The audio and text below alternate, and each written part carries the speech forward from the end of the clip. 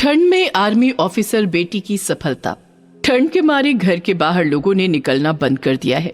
चारों तरफ ठंड का कहर बढ़ता ही जा रहा है। लेकिन इतनी ठंड में भी मोहनपुर गांव के लोग घर के बाहर खड़े हैं, क्योंकि आर्मी ऑफिसर लीना का कफन जो आने वाला है। लीना के घर पर शोर शराबा है। उसकी माँ सिसक कर रो रही है। मेरी बच्ची कहाँ चली गई? हमारे साथ ही ऐसा क्यों हुआ? इतने में लीना का कफन आता है। रोना धोना बढ़ जाता है। लेकिन रीना के पिता हरिहर और उसकी बहन चंपा नहीं रो रहे हैं, बल्कि वो दोनों खुश हैं। अच्छा है वो मर गई, उसी को लेकर तो सारी परेशानी थी। बहुत सताया है इसने मुझे, जो हुआ बहुत अच्छा हुआ। आखिर ये दोनों कैसे पिता और बहन है? ये कैसा परिवार है? लीना को कभी भी इस घर में सम्मान नहीं मिला। चंपा पहले पैदा हुई थी और उसके 2 साल बाद जब लीना पैदा हुई, उसके 2 दिन बाद हरिहर की माँ का देहांत हो गया और उसका सारा दोष जाकर लीना के सर पर पड़ा। ऊपर से लीना काली थी और उसके चेहरे पर बहुत सारे दाग थे। ये कैसी बेटी को जन्म दिया है तूने बिमला? एक तो ये काली है, ऊपर से अपशगुनी भी। इसके पैदा होते ही माँ मर गई। लेकिन माँ जी को तो बहुत दिनों से कठिन बीमारी थी। बीमारी थी लेकिन मरी तो नहीं थी ना। तेरी बेटी अपशगुनी है। चंपा ने भी सोचा, मैं अकेली थी, सारी प्रॉपर्टी मुझे ही मिलती, लेकिन अब तो प्रॉपर्टी के 2 हिस्से हो जाएंगे। अरे यार, इतनी सी उम्र में ही चंपा को प्रॉपर्टी का लालच आ गया था, इसलिए उसने भी उसके बाद से लीना के साथ अच्छा बर्ताव नहीं किया। लीना बड़ी होने लगी। वो अपने परिवार से बेहद प्यार करती थी। दीदी, मेरी चोटी बांध दोगी? जा भाग यहां से, मुझे दीदी कहकर कभी मत बुलाना। हाँ, तू मेरी बेटी है ही नहीं लीना, मुझे भी कभी पापा कहकर मत बुलाना। लीना को बुरा लगा, लेकिन वो कर भी क्या सकती थी। हरिहर ने उसे स्कूल में भी भर्ती नहीं किया, लेकिन चंपा अच्छे स्कूल में पढ़ने लगी। लीना घर के बाहर उसकी उम्र के छोटे बच्चों के साथ खेलने लगी। लीना, तू बड़ी होकर क्या बनेगी? सोचा नहीं है कुछ। तू क्या बनेगा? मैं तो आर्मी में जाऊंगा और देश की सेवा करूंगा। लीना को भी आर्मी में जाने का चस्का चढ़ गया। वो दिन रात प्रैक्टिस करने लगी। माँ, मुझे आर्मी में जाना है। जाएगी बेटी, तू आर्मी में जाएगी तो हमारा नाम रोशन होगा। लेकिन ये सुनकर हरिहर और चंपा हंसने लगे। ये सब तेरे बस का नहीं है, छोड़ ये सब और घर के कामकाज पे ध्यान दे। बनना तो तुझे नौकरानी ही है। अगर भाग्य ने साथ दिया तो किसी भिखारी से शादी भी हो सकती है। लेकिन लीना ने इन सब बातों पर ध्यान नहीं दिया। चंपा को पढ़ाने के पीछे हरिहर का बहुत सारा पैसा खर्च होने लगा। पापा, मुझे लैपटॉप चाहिए। लैपटॉप? लेकिन घर पे कंप्यूटर है ना। नहीं, मुझे 1 लाख का लैपटॉप चाहिए बस, मुझे और कुछ नहीं पता। हरिहर को एफडी तुड़वा कर लैपटॉप खरीदना पड़ा। कोई बात नहीं, बेटी बड़ी होकर अच्छी नौकरी करेगी तो अपने आप पैसा आ जाएगा। तभी लीना ने आकर कहा, पापा, मुझे प्रैक्टिस के लिए जूते चाहिए। मेरे जूते फट गए हैं, सिर्फ 200 रुपए के जूते दिला दो ना। भाग यहाँ से। 200 रुपए के जूते चाहिए? कभी एक साथ देखा है इतना पैसा? हरिहर ने लीना को जूते खरीद कर नहीं दिए। लीना फटे हुए जूते पहनकर ही प्रैक्टिस करने लगी। ऐसे ही दोनों बड़े हो गए। चंपा का कॉलेज भी खत्म हो गया। इतने दिनों में चंपा के पीछे हरिहर का सारा पैसा खत्म हो गया। चंपा बेटी, कॉलेज खत्म हो गया है ना, अब कुछ नौकरी कर ले। नौकरी? मैं वो सब नहीं कर सकती। मैं तो बस जिंदगी भर आराम करूंगी। चंपा ने कॉलेज में ही एक लड़के के साथ संबंध बना लिया था। उस लड़के का नाम राहुल था और वो बहुत अमीर घर से था। राहुल को चंपा से उतना प्यार नहीं था। देखो चंपा, मैं तुम्हें बस एक दोस्त के नजरिए से देखता हूँ। नहीं राहुल, मैं तुमसे प्यार करती हूँ। अगर तुमने मुझसे शादी नहीं की तो मैं अपनी जान दे दूंगी। ऐसे डरा धमकाकर और ब्लैकमेल करके चंपा ने राहुल को फंसा रखा था। इससे शादी हो गई तो मेरी लाइफ तो सेट हो जाएगी। हाँ। दूसरी ओर लीना आर्मी ट्रेनिंग में भर्ती हो गई। ट्रेनिंग के बाद इंटरव्यू हुआ और लीना को आर्मी में नौकरी मिल गई। वो हंसते हुए घर आई और अपनी माँ को गले लगा लिया। माँ, मुझे नौकरी मिल गई है माँ। मैं आज से आर्मी ऑफिसर हूँ। बहुत अच्छा बेटी, मुझे पता था कि तू तो कुछ करेगी। अरे चुप रहो, ऐसा कौन सा तीर मारा है इसने? आर्मी में तो लड़के जाते हैं, कुछ ढंग का कर लेती। लीना को अब इन सब की आदत हो गई थी। उसने बात को दिल पर नहीं लिया। उधर चंपा के खर्चे उठाने के लिए हरिहर को जमीन बेचनी पड़ी, लोगों से उधारी लेनी पड़ी। चंपा बस सज धज कर राहुल से मिलने जाती और घर लौटकर महंगे फोन से दोस्तों के साथ बातें करती। कुछ दिन बाद लीना के लिए एक चिट्ठी आई। लीना ने चिट्ठी पढ़ने के बाद कहा, बुलावा आया है माँ, पहाड़ में जंग छिड़ गई है, मुझे आज ही जाना होगा। बिमला ने आंसुओं से लीना को विदा किया। जाते वक्त बिमला ने लीना के हाथ में एक लोहे का ताबीज बांध दिया। इसे पहन कर रखना, ये ताबीज तेरी रक्षा करेगा। लीना पहाड़ों में पहुंच गई और बंदूक लेकर बड़े साहस के साथ दुश्मनों का मुकाबला करने लगी। इधर ये सुनकर राहुल को बहुत अच्छा लगा। उसने चंपा से कहा, चंपा, तुम्हारी बहन आर्मी में है, सुना है पहाड़ों में दुश्मन से लड़ाई कर रही है। वाह यार, तुम्हारी बहन कितनी अच्छी है। ये सुनकर चंपा गुस्सा हो गई। मेरी बहन से तुमको क्या, तुम सिर्फ मेरे हो राहुल, तुम सिर्फ मेरे बारे में बात करना। राहुल मन ही मन लीना को पसंद करने लगा। उधर हरिहर को बैंक से लोन लेना पड़ा। उसके ऊपर उधारी का बोझ बढ़ता चला गया और उस तरफ पहाड़ों की तेज ठंडी में बर्फ गिरने लगी और वैसी तेज भयानक ठंड में लीना लड़ती रही। कैंप में उसकी एक सहेली बनी, उसका नाम पूजा था। दोनों में गहरी दोस्ती हो गई।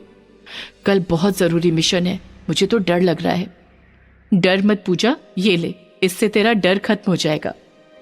लीना ने अपने हाथ से वो ताबीज निकालकर पूजा को पहना दिया।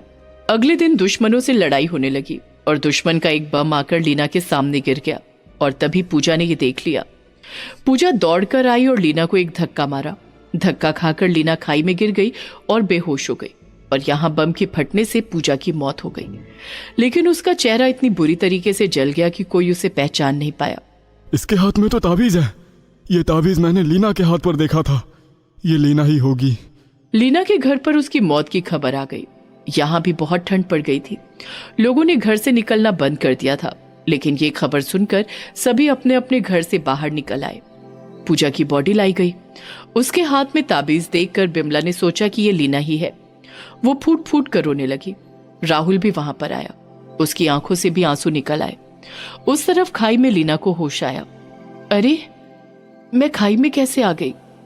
लीना खाई से बाहर निकलने की कोशिश करने लगी और इसी कोशिश में वो जंगल में पहुंच गई और वहां उसने देखा कि दुश्मनों ने वहां टेंट खड़ा करके रखा है। उसी टेंट के अंदर बहुत सारे दुश्मन हैं और बहुत सारे हथियार भी। अच्छा, तभी तो मैं सोचूं, इतना मारने के बावजूद भी इतने दुश्मन आ कहां से रहे हैं। ये टेंट उड़ा देने से ही हम लोग ये लड़ाई जीत जाएंगे। लीना के पास बम था। उसने टेंट में बम फेंक कर मारा और टेंट तबाह हो गया। इसके साथ साथ वो लोग जंग जीत गए। लीना कैंप लौट आई और उसने सब कुछ बताया। जंग जीतने की खुशी में सभी लीना को कंधे पर उठाकर नाचने लगे। उसे प्रमोशन मिल गया और साथ में उपहार स्वरूप उसे बहुत सारे पैसे भी मिल गए। उसके बाद लीना को जब पता चला कि गलती से पूजा की डेड बॉडी उसके घर पर उसके नाम पर चली गई है, तब वो बेचैन हो गई और घर के लिए निकल गई। घर पहुंचते ही उसे देखकर सभी चौंक गए। तू जिंदा है मेरी बेटी, मेरी बेटी। बिमला ने उसे गले लगा लिया। तभी घर के बाहर पुलिस आ गई और हरिहर को पकड़ लिया क्योंकि वो बैंक लोन नहीं चुका पाया था। ये सुनकर लीना ने कहा, अरे मैं देती हूं ना पैसे। लीना ने सारी उधारी चुका दी। हरिहर ने भी लीना को गले लगा लिया। बेटी, मुझे माफ कर दे, मैंने तुझे बहुत उल्टा सीधा कहा। ये सब देखकर चंपा अपने आप को रोक नहीं पाई। वो एक चाकू लेकर लीना को मारने के लिए आगे आई, लेकिन तभी कहीं से राहुल ने आकर उसका हाथ पकड़ लिया। ये तुम क्या करने जा रही थी चंपा? ऑफिसर, इसे अरेस्ट कीजिए। ये अपनी ही बहन को मारने जा रही थी। चंपा को अरेस्ट किया गया। राहुल ने लीना को शादी के लिए प्रपोज किया और दोनों की शादी हो गई और ऐसे ही सब कुछ ठीक हो गया और सभी खुशी खुशी रहने लगे। गांव की अनाथ फौजी बेटियां मीना, रीना, टीना, पूजा और गुड्डी का घर देश के बॉर्डर के पास वाले एक गांव में है। उनके माता पिता आर्मी कैंप में खाना बनाने का काम करते हैं।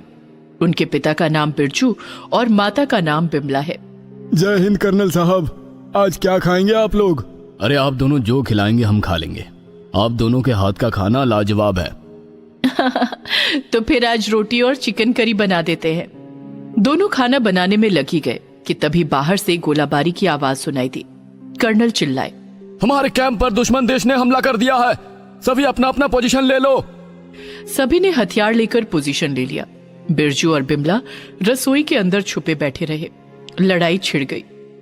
हाँ जी, सुनते हो, घर पर 5 बेटियां हमारे भरोसे बैठी है। अगर आज हमें कुछ हो गया तो उनका क्या होगा? चिंता मत करो बिमला, कुछ नहीं होगा। लड़ाई चलती रही। तभी बिरजू ने खिड़की से देखा कि एक दुश्मन पीछे से कर्नल को मारने आ रहा है। तभी बिरजू ने दौड़ लगाई और कर्नल को धक्का मार दिया। दुश्मन की गोली से बिरजू की मौत हो गई। ये देखकर बिमला भी चुप नहीं रह पाई। वो भी दुश्मन को मारने के लिए निकल गई, लेकिन दुश्मन की गोली से उसकी भी मृत्यु हो गई। कर्नल तो बच गया, लेकिन उस दिन वो पोस्ट देश के हाथ से निकल गया। दुश्मनों ने बागा पोस्ट नाम के उस पोस्ट पर अपना कब्जा जमा लिया। पांचों बेटियों को जब अपने माता पिता की मौत के बारे में पता चला तब वो बहुत रोई। आप लोग हमें छोड़कर क्यों चले गए? अब हमारा क्या होगा? हम अनाथ हो गए, हम अनाथ हो गए। पांचों फूट फूट कर रोए। उसके बाद मीना ने सबको संभाल लिया, लेकिन उसके मन में एक जिद चढ़ गई। जिन्होंने हमारे माता पिता को मारा है, मैं उन लोगों को नहीं छोड़ूंगी। मैं आर्मी में जाऊंगी और इस मौत का बदला लूंगी। हम भी आर्मी में जाएंगे दीदी, और हम भी बदला लेंगे। इसके बाद पांचों ने खुद ही ट्रेनिंग शुरू कर दी। हर रोज सुबह 5 बजे उठना पड़ेगा और उसके बाद 10 किलोमीटर दौड़ लगानी होगी। उसके बाद घर लौटकर कसरत करनी होगी। पांचों इसी रूटीन से आगे बढ़ने लगे। उधर कर्नल चिंता में पड़ गए। जो लोग लड़ाई में मारे गए थे, उन लोगों का अंतिम संस्कार करने के बाद उनकी आंखों में भी आंसू आ गए। जो लोग आज मर गए हैं उनकी कसम, बाघा पोस्ट हम वापस लेकर ही रहेंगे। लेकिन दुश्मन बहुत शक्तिशाली है और अभी अभी इतने जवानों को खोने के बाद कर्नल भी थोड़े दिन के लिए चुप बैठ गए। उस तरफ मीना अपनी बहनों को लेकर हर सुबह ट्रेनिंग करती रही। हर सुबह वो दौड़ने जाते और एक कुत्ता उनका इंतजार करता रहता। मीना उसको बिस्किट खिलाती। ऐसे उन लोगों की कुत्ते के साथ दोस्ती हो गई। मीना उसे घर ले आई। आज से तू हमारे साथ ही रहेगा, तू भी इस परिवार का हिस्सा है। तभी घर के बाहर मीना का चाचा लखा आ गया। यहाँ से निकलो तुम लोग, जल्दी निकलो। लेकिन क्यों चाचा? ये घर तो हमारा है। कागज दिखाओ जरा। कागज? वो तो नहीं पता कहाँ है। ये देखो मेरे पास है। तुम्हारे बाप ने घर का कागज गिरवी रखकर मुझसे उधार लिया था, उस हिसाब से ये घर मेरा हुआ। निकलो यहाँ से। ऐसा मत कीजिए चाचा, हम कहाँ जाएंगे? पांचों बहुत रोए धोए, लेकिन लखा का दिल नहीं पिघला। उसने पांचों को घर से निकाल दिया। लखा के पास बहुत पैसा था। वो क्या करता था ये किसी को नहीं पता था। इस लखे के पास इतना पैसा आया कहाँ से? उसे तो मैंने कोई काम करते हुए नहीं देखा। पता नहीं यार क्या करता है वो, कोई झोल झाल वाला काम तो नहीं करता। लोग बस बातें बनाते थे, लेकिन उसका पैसा देखकर उसके साथ कोई पंगा नहीं लेता था। इसीलिए मीना और बाकी चारों को भी किसी से कोई मदद नहीं मिली। लखा ने सबको मना करके रखा था। सुनो गांव वालों, अगर मेरी पांचों भतीजियों को किसी ने अपने घर में जगह दी तो मैं उसे गांव से निकाल दूंगा। इसी डर से पांचों को किसी ने अपने घर के अंदर घुसने तक नहीं दिया। मीना ने कहा, कोई बात नहीं बहनों, हमें हमारी मंजिल पर टिके रहना है, चाहे कुछ भी हो जाए। तब उस कुत्ते ने राह दिखाई। वो कुत्ता एक बड़े से पेड़ के नीचे रहता था। उस पेड़ में एक बड़ा सा छेद था। पांचों उसी के अंदर रहने लगे। उसके अंदर पांचों को ठीक से बैठने तक नहीं मिलता था। कोई बैठ जाता था तो कोई खड़ा होकर ही सो लेता था। और सुबह उठकर पहले कसरत और फिर जंगल में से फल और सब्जियां तोड़कर खाना बनाना। ऐसे ही उन लोगों के दिन बीतने लगे। दूसरी ओर कर्नल लड़ाई के लिए आर्मी जवानों की झुंड इकट्ठी करने लगे। लड़कों, हमें कैसे भी करके बाघा पोस्ट को वापस लेना है। क्या तुम लोग मेरा साथ दोगे? Yes sir. कुछ ही दिनों के अंदर कर्नल ने बाघा पोस्ट पर बैठे हुए दुश्मनों के ऊपर हमला कर दिया। लेकिन पता नहीं कैसे दुश्मनों को पहले से ही इस अटैक के बारे में पता था। वो लोग तैयार होकर ही बैठे हुए थे। कर्नल हार गए। इस बार भी वो मरते मरते बचे। भला उन लोगों को पता कहां से चल गया कि हम अटैक करने वाले हैं। अजीब है। कर्नल फिर से तैयारी में लग गए। इधर कठिनाई के साथ जूझते जूझते पांचों लड़कियां बड़ी होने लगी। वो लोग जवान हो गई और एनसीसी कैंप में भर्ती हो गई। एनसीसी कैंप में मुफ्त में खाना भी मिलता था, इसीलिए इतने दिनों बाद पांचों को भरपेट खाना मिला। उस कुत्ते को भी खाना मिलता रहा। एनसीसी कैंप में वो कुत्ता भी उन लोगों के साथ ही रहता था। एक दिन एनसीसी कैंप में चोरी हुई। बहुत सारे लोगों का मोबाइल फोन चोरी हो गया। सब लोग परेशान हो गए। तब मीना ने कुत्ते से कहा, जा मोती, मैंने तुझे ट्रेनिंग दी है, जा और चोर को पकड़ कर ला। मोती सूंघते सूंघते एक लेक के किनारे पहुंच गया। वहां खुदाई करके देखा गया कि एक प्लास्टिक बैग के अंदर बांधकर सभी मोबाइल फोन को रखा गया था। सबको अपना अपना फोन मिल गया। मोती सूंघते हुए आगे बढ़ा और जंगल में से उस चोर को भी ढूंढ कर निकाला। उसका नाम गुल्लू था। गुल्लू को देखकर मीना को कुछ याद आ गया। अरे, मैंने तो एक बार इसे चाचा के घर पर देखा था। ये चोरी चकारी करता है। इसका मतलब क्या चाचा भी? मीना चिंता में पड़ गई। कैंप में 5 लड़कियों की और कुत्ते की जय जयकार होने लगी। उस तरफ कर्नल चिंता में पागल हो रहे थे।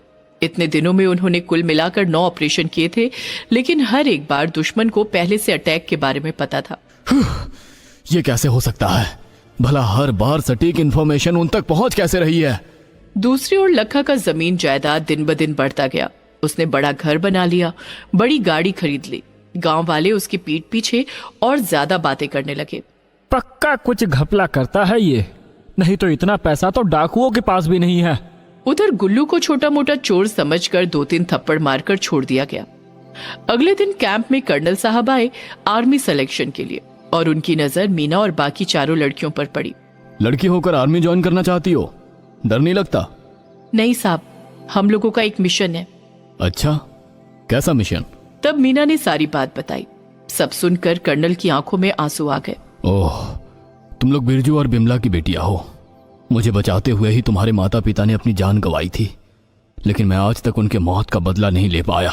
मिलके लेंगे ना सर बदला। 5 का आर्मी में सिलेक्शन हो गया। 5 बहुत खुश हुई, लेकिन अब असली काम करना बाकी था। 5 को स्पेशल टीम में लिया गया। एक रात को स्पेशल टीम की मीटिंग हो रही थी। बाघा पोस्ट पर बैठे हुए दुश्मनों पर 10वां अटैक का ब्लूप्रिंट तैयार किया जा रहा था। तभी मीना ने देखा कि गुल्लू खिड़की के बाहर बैठे हुए दूर से सब कुछ सुन रहा है। मीना ने कर्नल को ये बात बताई। तो चलो उसे पकड़ते हैं। नहीं सर, ये छोटा आदमी है। ये इतना बड़ा काम खुद से नहीं कर सकता। जरूर इसके पीछे किसी का हाथ होगा। हम गुल्लू का पीछा करते हैं। मीना और कर्नल ने चुपके से गुल्लू का पीछा किया और गुल्लू जिसके पास गया वो देखकर मीना खड़ी की खड़ी रह गई। चाचा? इसका मतलब चाचा ने ही हर बार दुश्मनों को खबर दी। लखा ने गुल्लू से कहा, तू बस ऐसे ही इंफॉर्मेशन ला गुल्लू, तुझे मैं मालामाल कर दूंगा। दुश्मनों से बहुत पैसा मिलता है मुझे। तभी कर्नल ने लखा पर बंदूक तान दी और मीना ने गुल्लू पर। अरे अरे अरे अरे, ये क्या? बचाओ! दोनों को अरेस्ट किया गया और आजीवन कारावास की सजा दी गई। इस बार दुश्मनों को खबर नहीं मिली। उनके ऊपर अचानक से हमला किया गया। मीना ने इस ऑपरेशन को लीड किया। दुश्मन पूरी तरीके से हिल गए। इस बार भी कर्नल को पीछे से एक दुश्मन मारने के लिए आया और अचानक से वहां मोती आ गया और उसने दुश्मन की छाती पर छलांग लगाई और उसे नोच नोच कर मार डाला। कर्नल बच गए। कर्नल, मीना और बाकी चारों ने मिलकर बाघा पोस्ट वापस ले लिया। माँ, पापा, आज हमारा सपना पूरा हुआ। आज हम लोगों ने आप दोनों की मौत का बदला लिया है। सभी बोलो, भारत माता की जय, भारत माता की जय। कर्नल बहुत खुश हुए। उन्होंने मोती को आर्मी ट्रेनिंग के लिए भेज दिया और वहां से मोती को भी आर्मी में नौकरी मिल गई। 5 को बड़ा ऑफिसर बना दिया गया। रहने के लिए घर दिया गया और इसके बाद से 5 खुशी खुशी देश की सेवा करने लगी। दोस्तों, आप लोगों को प्रजातंत्र दिवस की बहुत बहुत शुभकामनाएं। वंदे मातरम। भारत माता की जय। गरीब अनाथ बच्चियों पर ठंड का कहर। ठंड इतनी है कि पूरा शरीर थर थर कांप रहा है। ऊपर से हर वक्त ठंडी ठंडी हवा भी चल रही है। कोई अपने घर से निकल ही नहीं रहा है। सभी अपने अपने कमरे में कंबल ओढ़कर बैठे हुए हैं, लेकिन पूजा और उसकी बाकी बहनें इतनी भी खुश नसीब नहीं है। उन लोगों के पास एक कंबल तो छोड़ो, एक घर तक नहीं है। दीदी, बहुत ठंड लग रही है। ठंड में मेरी सांस फूल रही है। पूजा की बहन परी ठंड से कांप रही है, लेकिन पूजा के पास ठंड से बचने का कोई उपाय ही नहीं है। भगवान ने इन 5 के लिए सिर्फ भुगतना लिखा है। ये लोग हमेशा से गरीब थे, लेकिन रास्ते पर नहीं थे। इन लोगों के पास टूटा फूटा ही सही, लेकिन एक घर था। इनके माता पिता भी थे। वो दोनों ट्रक में भारी भरकम माल लोड करने का काम करते थे। आज बहुत काम है विमला, बहुत भारी सामान उठाना पड़ेगा। क्या तुम इस हालत में उठा पाओगी? हाँ हाँ, उठाना तो पड़ेगा ही। जिम्मेदारी और बढ़ रही है, काम तो करना ही होगा। पूजा की माँ बिमला तब गर्भवती थी।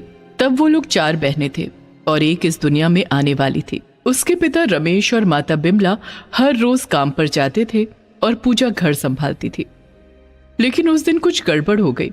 बिमला गर्भवती अवस्था में ही भारी भरकम माल ट्रक में उठाने लगी, लेकिन तभी उसके पेट में दर्द शुरू हो गया।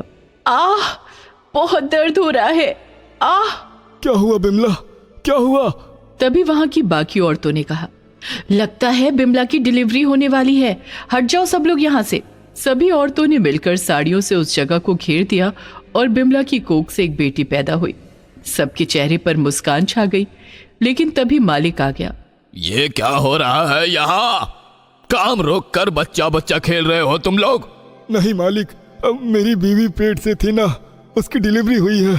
काम धंधा नहीं है, खुद के खाने का ठिकाना नहीं, एक के बाद एक बच्चा लिए जा रहे हो। ये सुनकर बिमला गुस्सा हो गई। मालिक, ये मेरी बच्ची है, बच्ची को लेकर उल्टी सीधी बातें मत करना। अच्छा, नहीं तो क्या करेगी?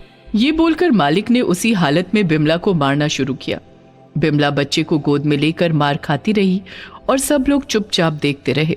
मालिक वहां से चले गए और अपने मन में कहा, ये लोग बहुत बढ़ गए हैं, इनके बच्चे के साथ ही इन्हें कुचल दूंगा आज। काम खत्म होने के बाद रमेश और बिमला अपनी बच्ची को गोद में लेकर निकल गए। वो दोनों बहुत खुश थे। विमला की गोद में सोकर वो बच्ची भी हंस रही थी। लेकिन तभी दूसरी ओर से मालिक एक ट्रक लेकर बहुत स्पीड में उन लोगों के सामने आ गए और रमेश ट्रक के नीचे कुचला गया। नहीं, ये क्या हो गया? बहुत अच्छा हुआ। ये बोलकर मालिक ने ट्रक से बिमला को भी कुचल दिया। बिमला की गोद से बच्ची पास की झाड़ियों में गिर गई। बिमला और रमेश का देहांत हो गया और तभी वहां पुलिस की गाड़ी आ गई। इसीलिए मालिक ट्रक लेकर भाग गया। इतनी देर में पूजा और उसकी बाकी बहनों को उनकी नई बहन के बारे में खबर लग गई थी। लेकिन रात होने पर भी जब बिमला और रमेश उस बच्ची को लेकर नहीं लौटे, तब पूजा चिंता में पड़ गई। माँ बापू अभी तक लौटे क्यों नहीं? पूजा की तीसरी बहन राखी ने कहा, चलो दीदी, हम जाकर देखते हैं। चारों घर छोड़कर निकल गए, लेकिन जाकर देखा कि रास्ते में दोनों मरे पड़े हैं और आसपास पुलिस खड़ी है। पूजा दौड़कर डेड बॉडी के पास गई और रोने लगी। माँ बापू, क्या हो गया, क्या हो गया आप दोनों को? चारों बहुत रोए और फिर पूजा ने पुलिस से पूछा, पुलिस अंकल, मेरी बहन कहाँ है? मेरी माँ और बापू उसे ही लेकर आ रहे थे। बहन? लेकिन हमने तो किसी बच्चे को नहीं देखा। पुलिस दोनों डेड बॉडी को उठाकर ले गई। पूजा और बाकी बहनें मिलकर उसकी नवजात बहन को ढूंढते रहे। तभी झाड़ियों के बीच से एक कुत्ता उस बच्ची को मुंह में लेकर बाहर आया और पूजा के सामने रख दिया। बहन, मेरी बहन तो यहाँ है। उसने अपनी बहन को गोद में उठा लिया और फिर वो अपने घर की ओर चले गए। वो कुत्ता भी उन लोगों के पीछे पीछे चलता रहा। आजा, तू भी आजा, तू भी बिना माँ बाप का ही है, आजा, हम लोग एक साथ रहेंगे। वो लोग घर के पास पहुंच गए, लेकिन वहां पहुंचकर सभी चौंक गए। उन्होंने देखा कि एक बुलडोजर से उनके घर को तोड़ा जा रहा है और पास में एक सरकारी ऑफिसर खड़े हैं। पूजा ने उनके पैर पकड़ लिए। क्या हुआ साहब, हमारा घर क्यों तोड़ रहे हैं? यहाँ तो हम रहते हैं, अब हम कहाँ रहेंगे? वो सब मुझे क्या पता, सरकारी जगह पर झोपड़ी बना के रहोगे तो ऐसा ही होगा। जाओ, भागो यहाँ से। उस ऑफिसर ने पूजा को लात मार दी। पूजा गिर गई और उसे चोट लग गई। पूजा की बहनों ने उसे उठाया। उठो दीदी, उठो, यहाँ हमारा दर्द समझने वाला कोई नहीं है, चलो हम कहीं और चलते हैं। वो लोग रास्ते पर आ गए और रहने का ठिकाना ढूंढने लगे। इतनी ठंड में न उन लोगों के पास घर रहा और न कोई ठिकाना। उनके पास अभी ठंड से बचने के लिए एक चद्दर तक नहीं है। चारों बहनों ने अपने अपने कपड़ों से थोड़ा हिस्सा फाड़कर अपनी नवजात बहन के लिए कपड़ा बना दिया और फिर बाकी सबको बहुत ठंड लगने लगी। दीदी, बहुत ठंड लग रही है, ठंड में मेरी सांस फूल रही है। परी ठंड में कांपने लगी और कांपते कांपते बेहोश हो गई। पूजा को कुछ समझ में नहीं आया कि वो करे तो क्या करे। उसने परी को भी अपने कंधे पर उठा लिया। तभी वो कुत्ता भौंकने लगा और भौंकते हुए जंगल की ओर चला गया। दीदी, लगता है ये कुत्ता हमें कहीं पर ले जाना चाहता है। हाँ, चलो सब लोग उसके पीछे। वो लोग उस कुत्ते का पीछा करते हुए जंगल की गहराई में चले गए। हाँ, ये जगह अच्छी है, हम यहाँ पर रह सकते हैं। उस जगह पर बहुत सारे बांस के पेड़ थे। पूजा ने बांस से एक घर बनाया और उसके बाद वो लोग वहां रहने लगे। कुछ देर बाद घर के अंदर गर्मी बढ़ी और परी को होश आ गया। सभी मिलकर उस कुत्ते को सहलाने लगे। तू ही हमारा अपना है रे, तेरी वजह से हम लोगों को एक घर मिला। वो लोग जंगल से फल तोड़कर खाने लगे। अगले दिन पूजा ने देखा कि घर के बाहर जंगल की एक मुर्गी आई है। वाह, ये मुर्गी कितनी सुंदर है, लगता है ये भूखी है। ये बोलकर पूजा ने उस मुर्गी को कुछ छोटे छोटे फल खाने को दिए। वो फल खाकर मुर्गी बहुत खुश हुई और पूजा ने अगले दिन देखा कि घर के बाहर बहुत सारी मुर्गियां आ गई हैं। उन बहनों ने मिलकर सबको फल खिलाया और उपहार स्वरूप सभी मुर्गियों ने एक एक अंडा दिया। कुल मिलाकर उन लोगों के पास 20 अंडे हो गए। वाह, हमारे पास कितने सारे अंडे हैं। एक काम करते हैं, हम इन अंडों को बाजार में बेचते हैं। ये बोलकर पूजा ने सभी अंडों को जंगल के बाहर वाले बाजार में बेच दिया और उन पैसों से उसकी नवजात बहन के लिए दूध खरीद कर लाई। इसके बाद ऐसे ही चलता रहा। धीरे धीरे मुर्गियों की संख्या बढ़ती गई और वो मुर्गियां भी उन लोगों के साथ रहने लगी। पूजा ने मुर्गियों के लिए एक बड़ा सा बांस का घर बना दिया और सभी मुर्गियां हर रोज कुल मिलाकर 100 अंडा देने लगी। हे भगवान, आपका लाख लाख शुक्र है, हमें इस जंगल में रोजगार मिल गया। वो कुत्ता मुर्गियों के साथ खेलता रहा और पूजा अंडे बेचती रही। ऐसे करके उन लोगों के पास बहुत सारे पैसे जमा हो गए और उन्होंने जंगल में ही एक अच्छा सा घर बना लिया।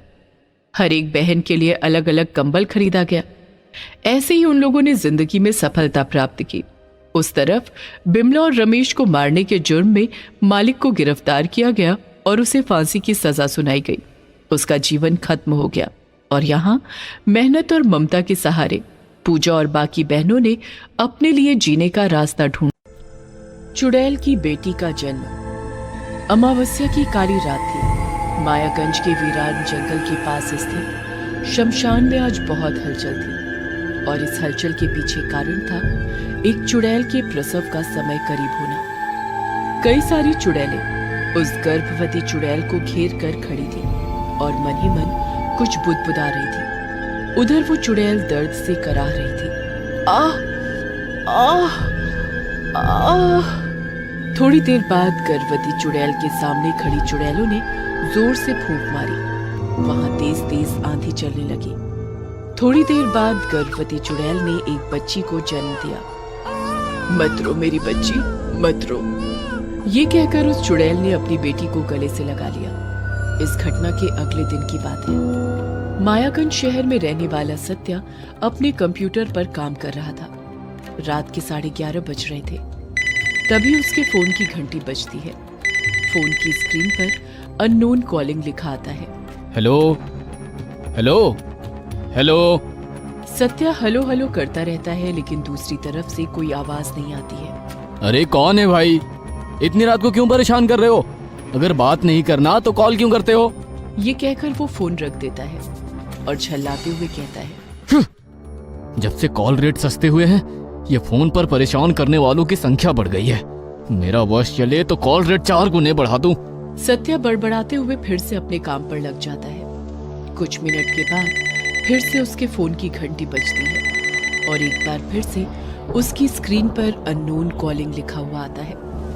वो इरिटेट होकर फोन की ओर देखता है और फोन उठा लेता है। Hello hello.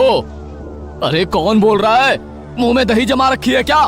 तभी दूसरी ओर से धीमे से किसी औरत की आवाज आती है। सत्या, तुझे मारने वाली जन्म ले चुकी है, अब तू नहीं बचेगा, नहीं बचेगा तू। सत्या ने जैसे ही फोन पर यह सुना वो डर गया और उसने घबराई आवाज में कहा, कौन कौन बोल रही हैं आप? सत्या, तू बच सकता है तो बच, तुझे मारने वाली जन्म ले चुकी है, अब तू नहीं बचेगा, नहीं बचेगा तू।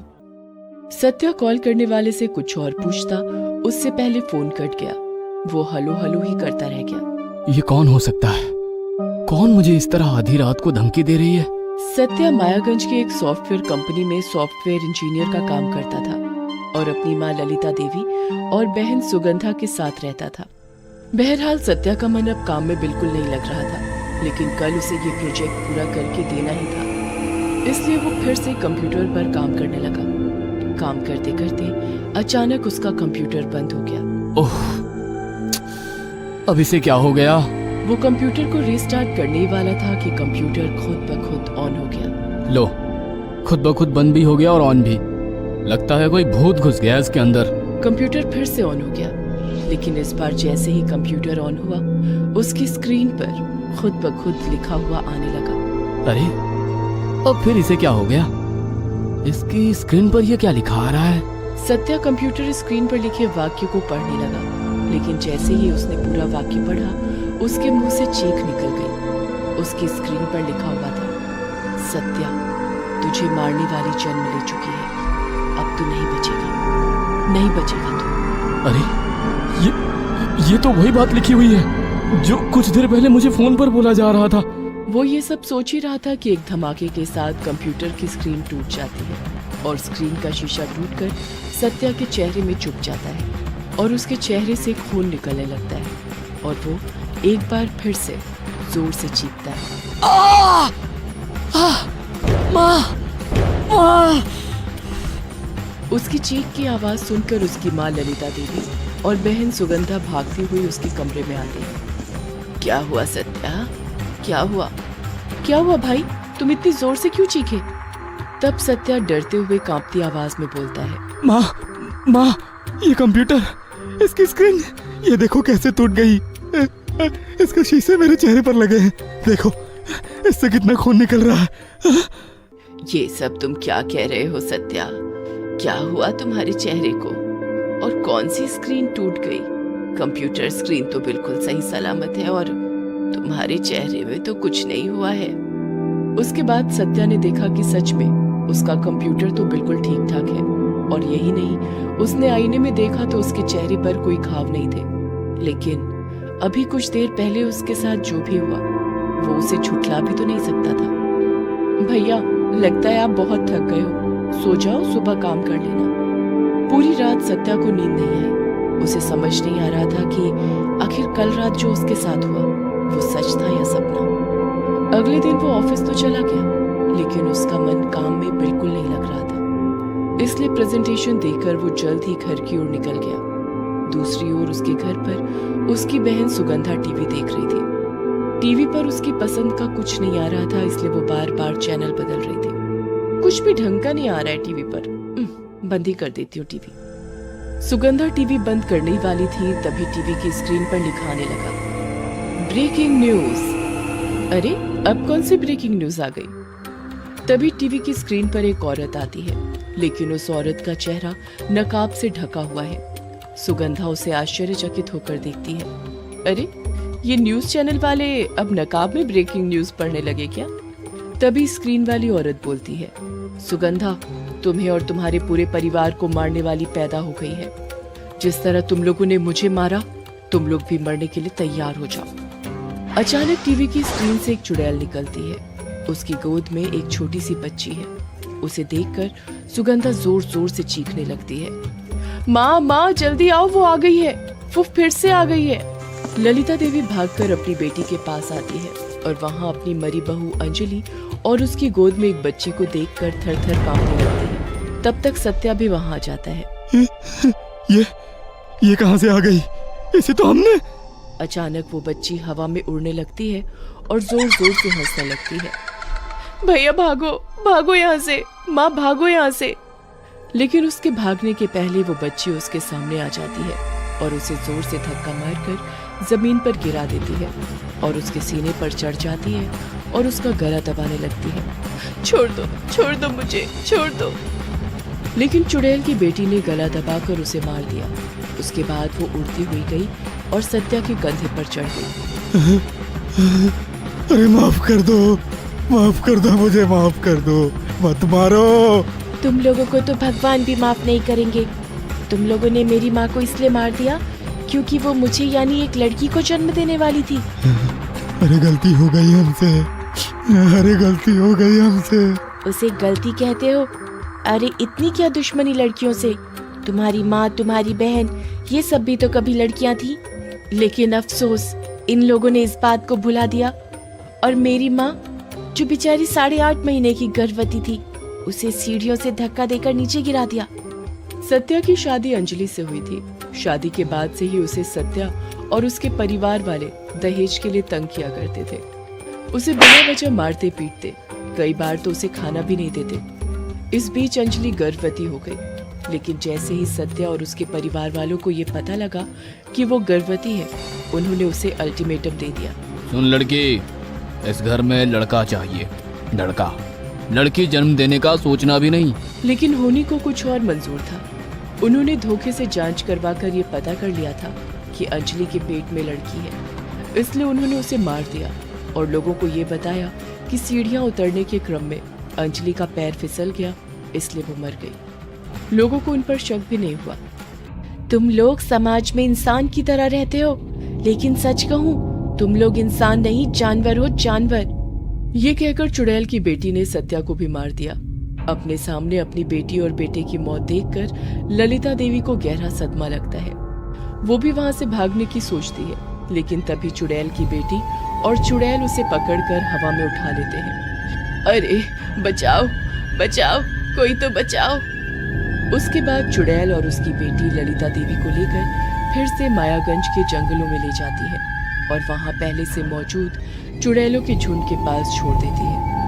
अपने बीच एक जिंदा औरत को देखकर सारी चुड़ैलें बहुत खुश हो जाती हैं। भोजन, भोजन, हमारा भोजन, बचाओ, बचाओ। ललिता देवी अपनी जान की भीख मांगती रहती है, लेकिन सारी चुड़ैलें मिलकर उसे मारकर खा जाती हैं। फिर सारी चुड़ैलें वहां से गायब हो जाती हैं। खत्म कर हमेशा की तरह काली पहाड़ के बगल में बने कब्रिस्तान वाले रास्ते से अपने घर लौट रहा था। उस दिन थाने पर बहुत काम था, इसलिए वो कुछ ज्यादा ही थक गया था। जैसे ही उसकी बाइक कब्रिस्तान के बगल से गुजरी तो उसे कुत्ते के रोने की आवाज सुनाई दी। हालांकि वो हर दिन इस रास्ते से लौटते वक्त कुत्ते के रोने की आवाज सुनता था, लेकिन आज जो आवाज वो सुन रहा था वो बिल्कुल अलग थी, क्योंकि कुत्ते के साथ साथ उसे किसी औरत के रोने की आवाज भी सुनाई दी। उसने अपनी बाइक रोक दी। अरे ये किस तरह की कुत्ते की रोने की आवाज है?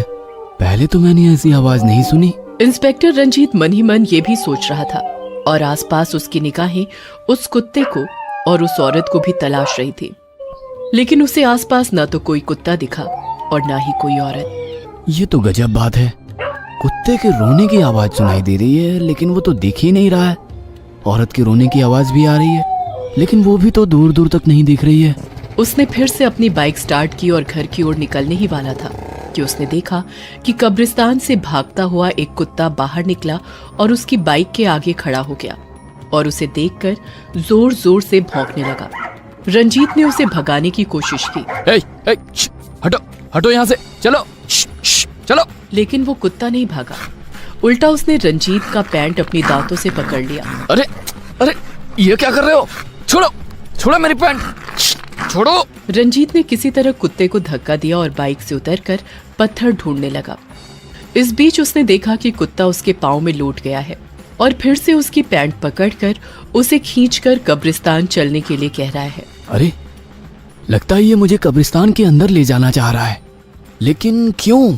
रंजीत ने फिर कुत्ते को कुछ नहीं कहा और अपने हाथ में टॉर्च लिए उसके पीछे पीछे कब्रिस्तान के अंदर चला गया। थोड़ी दूर जाने पर उसे एक कब्र दिखाई दी। उसने देखा कि उस कब्र के ऊपर एक औरत अपनी छोटी बच्ची को गोद में लिए बैठी है। उसने टॉर्च की रोशनी उसकी तरफ की और उससे पूछा, कौन हो तुम? इस तरह अपनी बच्ची के साथ बैठी क्यों रो रही हो? लेकिन उस औरत ने रंजीत की बातों का कोई जवाब नहीं दिया और अपनी बेटी को गोद में लिए सुलाती रही।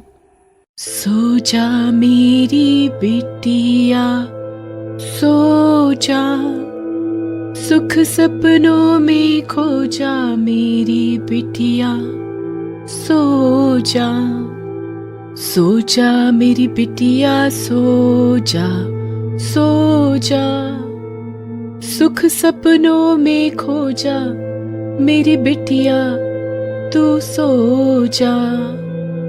अचानक से उस औरत ने उस कुत्ते को अपने पास बुलाया।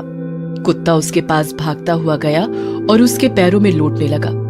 ये देखकर वो औरत रोने लगी।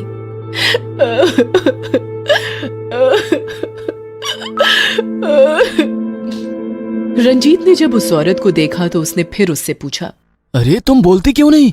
तुम कौन हो और इस कब्रिस्तान में इतनी छोटी बच्ची के साथ क्या कर रही हो? तुम्हें डर नहीं लगता क्या?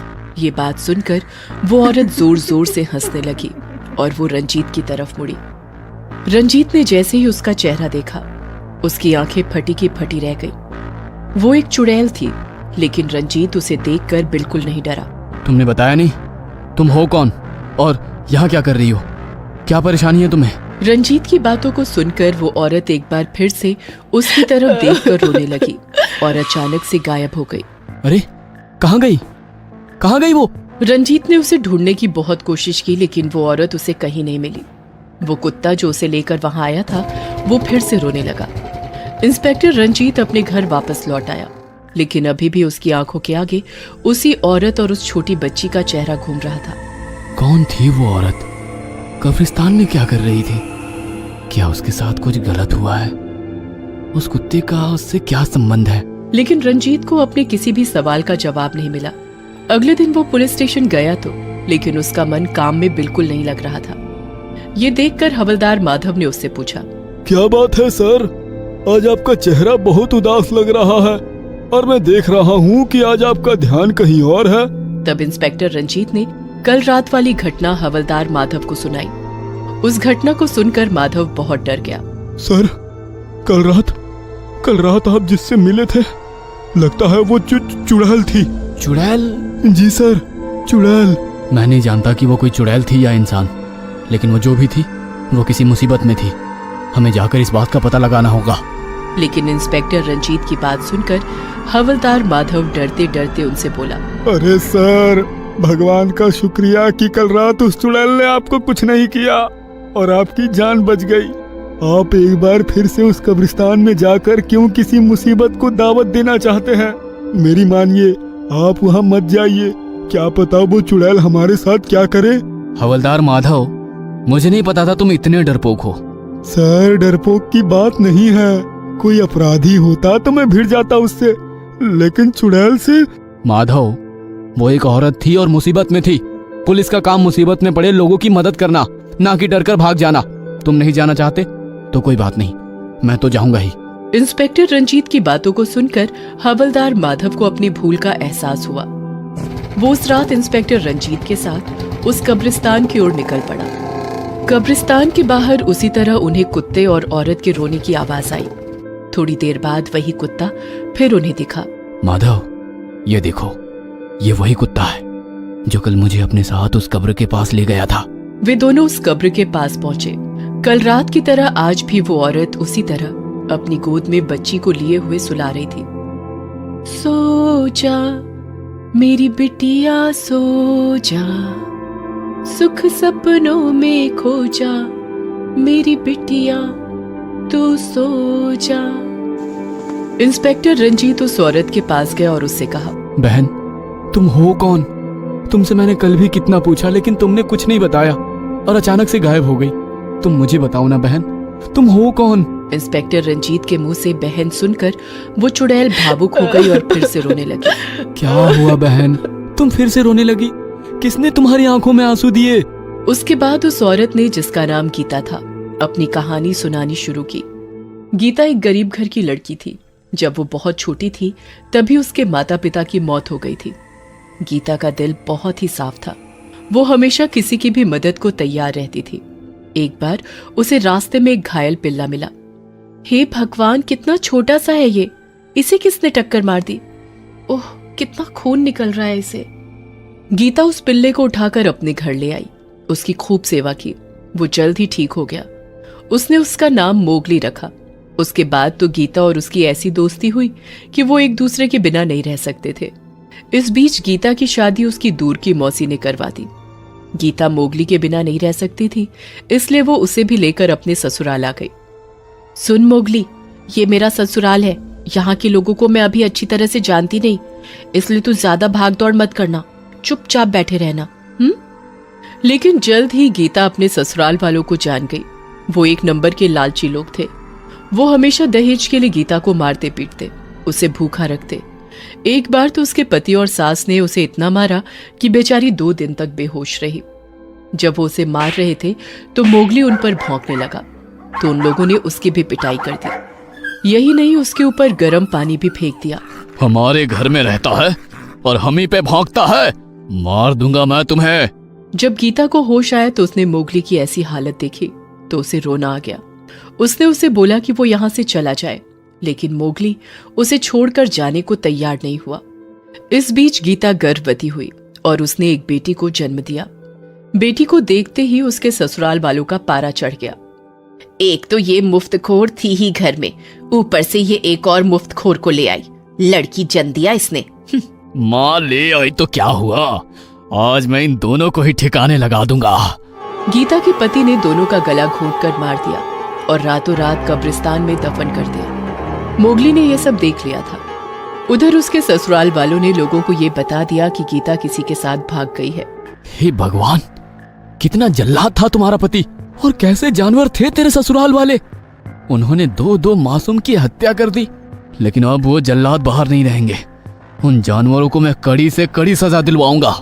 इंस्पेक्टर रंजीत और हवलदार माधव तुरंत उसके ससुराल पहुंचे और उसके पति और सास को गिरफ्तार कर जेल भेज दिया। उन पर मुकदमा चला और उन्हें फांसी की सजा मिली। उसके बाद गीता की आत्मा को मुक्ति मिली। उस दिन के बाद मोगली इंस्पेक्टर रंजीत के घर रहने लगा।